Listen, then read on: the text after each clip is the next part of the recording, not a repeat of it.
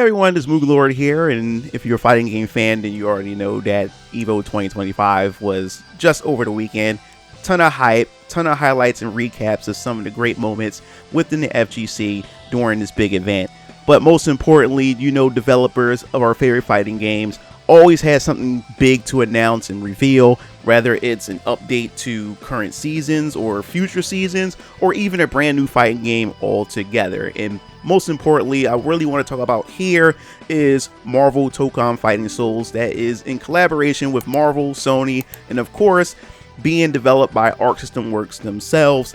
And I have been anticipating this game ever since it was revealed about over a month ago at the Sony State of Play. You see my reaction. If you haven't, check out the video. I was losing my mind and going out of control. So I definitely want to touch bases on this, for the simple fact is now, instead of us trying to speculate what this game is about and how the mechanics work, we finally got an overview of Tokon Fighting Souls by Arc System Works themselves to prepare us for the stage demo that they did have at EVO 2025. Now that people got hands on to actually play it and give their thoughts and opinions on it, and actually seeing the game in action from a ton of gameplay footage that was posted up on YouTube.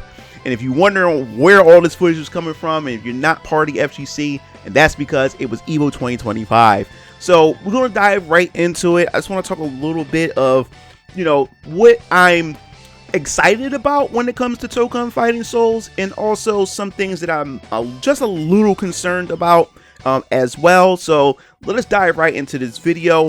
For starters, I just want to just talk about how the game looks, man. The game is just beautiful. And I've said it before during my previous video, and of course during my reaction of Marvel Tokon Souls, is the fact is that when it comes to Arc System Work, man, it's just all about their Arc System's touch and magic that they have when it comes to the art style. Many of us come from an era of fighting games where we were used to just like 2D sprites and animations, and it seemed like they just cracked that code when it comes to animations and when it comes to character models. Now that most fighting games, even our favorite 2D fighters, are now in 3D space or 2.5D space, like Street Fighter for a perfect example in Marvel vs. Capcom. But for some strange reason or a unique reason, Arc System Works was still able to maintain that, I guess you would say, that 2D anime or sprite look, but at the same time they're actually 3D models, and they were able to maintain that. And now that we actually able to see it now done with Marvel, and it looks gorgeous, and we actually able to see the DNA of Arc System Works with the Marvel characters, compared to Capcom that more so stuck to the comic book style of the Western look of Marvel comics and their characters. Now I get a chance to see my favorite Marvel characters in like a anime aesthetic, which I think is pretty cool, where some characters definitely got some improvements. Like Miss Marvel, for instance, she just looks so adorable like in this game, and just so happily, even her mechanics and how she plays looks pretty fun and unique, and I definitely can't wait to try her out, especially when we talking about the gameplay mechanics itself. But the overall visual aspect and actually seeing it in motion, seeing people play it, seeing it with the overview that they have it displayed so far, awesome. It's top notch. But let us get into the gameplay aspects just for a little bit. I'm not going to dig too deep into it, but what I've learned and what I've gathered after watching this, the main thing I've been speculating and been asking about is how will they handle the 4v4 aspect? That is the elephant in the room, because for the past 2 decades when it comes to versus games, all we have ever had was 2v2 and 3v3. We never had a 4v4. And in fact, when I played Mugen, because I started out as a Mugen channel, I always thought about, it would be nice if Mugen had something like that, a 4v4, the first place to try what a 4v4 would look like. And we've seen little instances of that a long time ago through some certain builds that people made within Mugen, but actually seeing it commercially done by a developer, that's a whole nother case. So now that we know that's a 4v4, how does it work?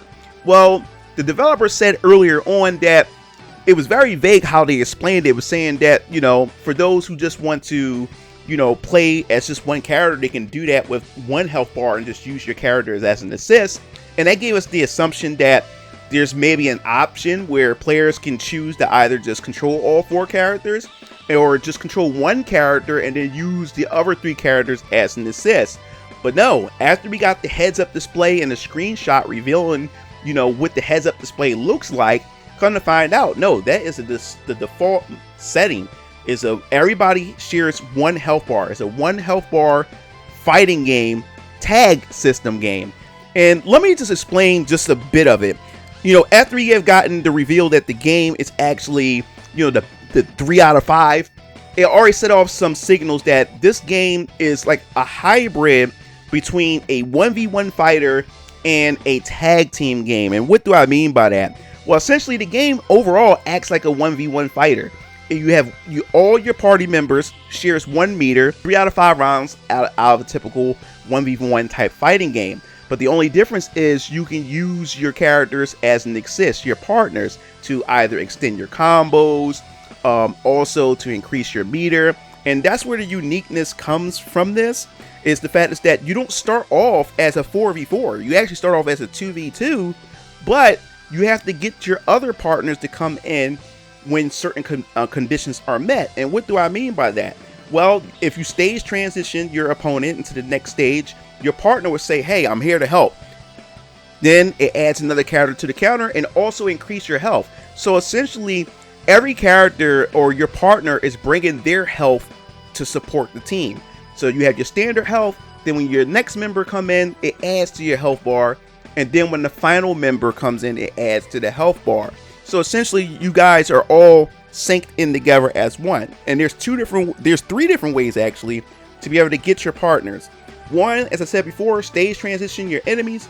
2, do a throw, and then 3, if you die.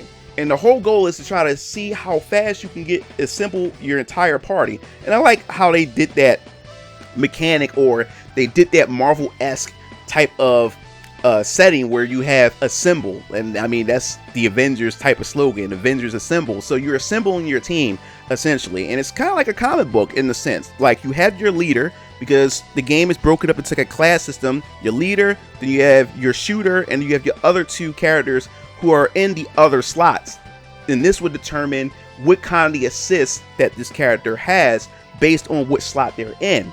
Now, every time you swap your character, that character is no longer the leader, and that following character that you swapped into is the leader and gets the leader position.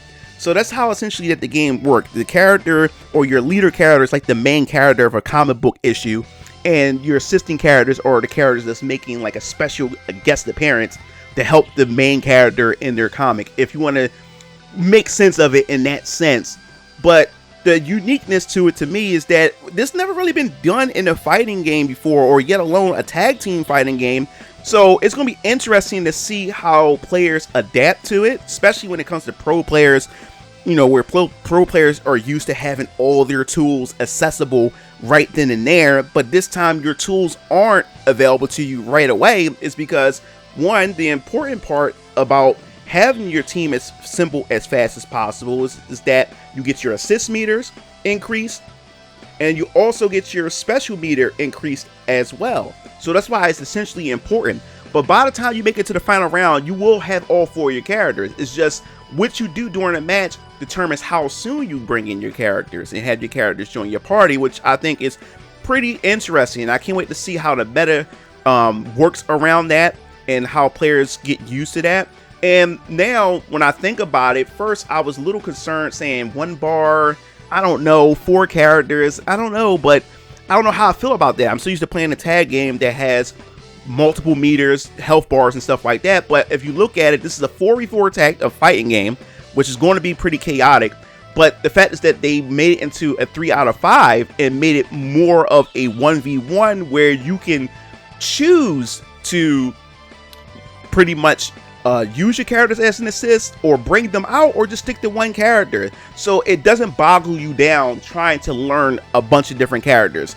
And I'm gonna be honest with you, when I play tag games, I am not good at them, but I enjoy the hell out of them. I think my most favorite one, of course, of them all, quite a few of them, is Tatsunoko vs. Capcom, BlazBlue Cross Tag Battle, and of course, Marvel vs. Capcom 2.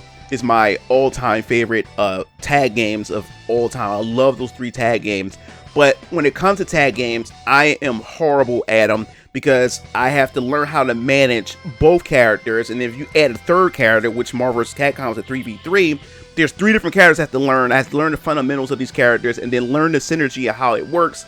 And sometimes it boggles me down, but I enjoyed those games nonetheless. But when it comes to Marvel Tokon Fighting Souls, even though you have those 3 characters, you don't really have to rely on all 3. There's only 1 health bar, so you don't have to worry about trying to manage when to tag out a character, to conserve that character. No, everything focuses on that 1 character, and your assisted characters are there to just enhance your leader character as far as extending combos, adding more meter, and so many other things you can do. But even though it's 1 health bar, y'all still share the same health bar. So if you do attack the assist, you would lose health. There are happy birthdays in this game when it comes to that. So there's still some of that aesthetic in there. Now, besides that, let's just talk about the characters that they had at the demo so far. There's only 6 characters that they have shown off, and I think what's so funny about this is that everybody's anticipating Spider-Man, and the fact is that they purposely left Spider-Man out of this demo build, which is kind of nutty. I think everybody, we can arguably, it's not even arguably, it's almost objectively that Spider-Man is like one of the top Marvel characters, and besides Wolverine, and they left Spider-Man out of this demo, which is kind of nutty. But the 6 characters they do have available is Captain America, Storm, Doctor Doom, Star-Lord, Miss Marvel, and then of course Iron Man. Now the characters that I have my eyes on, that really have my eyes dead set on, is of course Captain America. Just look dope. I mean, his combos is pretty dope, and they're different from Marvel vs. Capcom. And this is the thing that I want to really talk about when it comes to this gameplay mechanics and just the overall characters, because I've seen people in the comment sections asking people who played the game, asking them, is Captain America similar to his, Marvel vs. Capcom counterpart? And people have to remember, when diving into this game, especially if you're looking forward to playing it, you have to keep this mindset that this is not a spiritual successor to Marvel vs. Capcom, because Marvel vs. Capcom is pumped with Capcom DNA. This is Marvel Tokon Fighting Souls. This is a Arc System Works fighting game, so it's pumped with Arc System Works DNA, so it's going to play like an Arc System Works game. So you have to really tune and switch your brain, and you have to get used to this fact is that this is not a Marvel vs. Capcom game.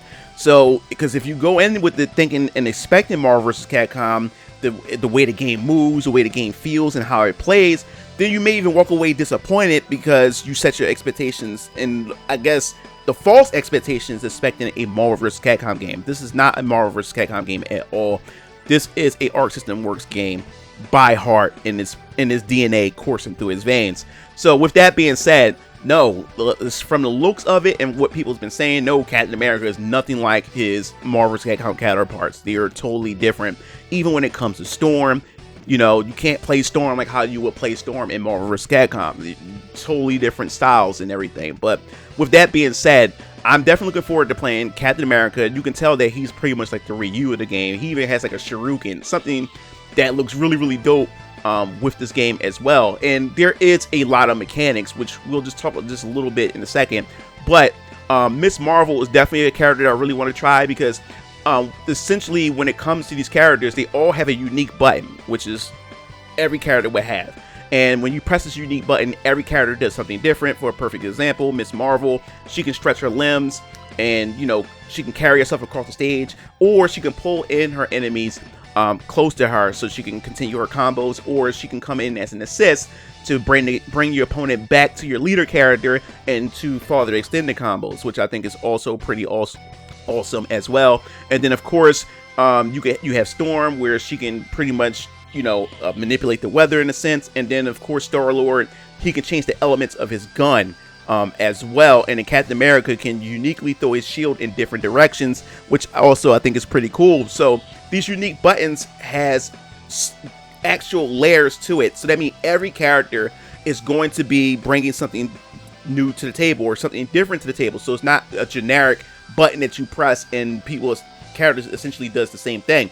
So that means there's going to be a lot of variety, especially when it comes to team setups and matchups and synergy, that you can utilize those unique skills to create the perfect team that you want to assemble, which I think is pretty awesome as well. But I also want to play Captain America, like I said, Miss Marvel, and Iron Man. I definitely have my my eyes set on as well, because I mean, I played Iron Man in Marvel vs. Capcom, but when you look at his suit, it's like a mecha, a Japanese mecha suit, which also looks awesome. That's why I said I love this aesthetic, I love this style, because of what it brings to the table and how it makes my favorite Marvel characters look. So he looks definitely dope, because he has like a scatter shot with his unique ability as well. Which looks pretty neat, and I know his air combo potential is going to be nutty. Is because he can also go into a flight mode from off of a combo. He can cancel, go to flight mode. So I can see step ladder type combos with their flight mode. Also, you know, Storm has that as well. Now the thing is, I could never play Storm in Marvel vs. Capcom. Storm looks gorgeous. I mean, she is a baddie in this game, and I love her art style. But with that being said, I'm definitely gonna give Storm a try. She could end up surprising me and actually be a character that I can actually adapt to, because I could not get used to her play style in Marvel vs. Capcom. So hopefully her style is something that I can resonate with and actually want to use her and add her to my Marvel Tokon team. But the overall aspect, man, is the music is awesome, and the stage that they have so far is beautiful. And I can't wait to listen to more of the music that they have, because there's a music option that people was able to play at the build, so you can be able to hear the music and stuff. So Arson the Work always knocks it out of the park with the music as well. Now, as far as my concerns, it's not really like a lot. It's not even, it's just, I guess it's just a minor concern. The thing that really gets me, or I'm really niffed about, is the stage transitions. Since assembling a team requires that mechanic where you have to either stage transition or lose a match or throw your opponent.